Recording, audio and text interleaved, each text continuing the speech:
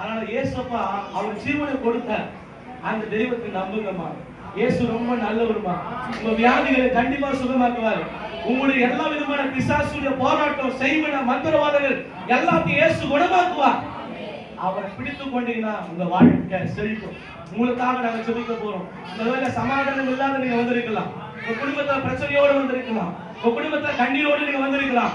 இப்ப நாங்க எல்லாம் சேர்ந்து ஜெபிக்க போறோம். உங்க வாழ்க்கையில ஒரு மறுமலர்ச்சி, உங்க வாழ்க்கையில ஒரு ஆசீர்வாதம், உங்க வாழ்க்கையில இருக்கிற கண்ணீர்களை ஆண்டவர் குறைப்பார்.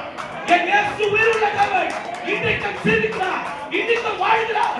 அவர் உங்கள் வேதனைகளையும் என் வேதனைகளையும் மாற்றுவதற்காகத்தான் இந்த பூமிக்கு வந்தார். உங்க வாழ்க்கையில இருக்கிற பிரச்சனையை இயேசு மாற்றுவார்.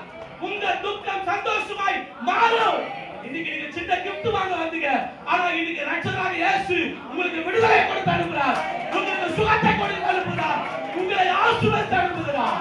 ரபால சிக்கலதரவலவா பரிசுத்த ஆவியானவரே, நன்றி செலுத்துகிறோம் ஆண்டவரே. இந்த வேளை கூட உம்மை நோக்கி நாங்கள் பார்க்கிறோம் ஐயா.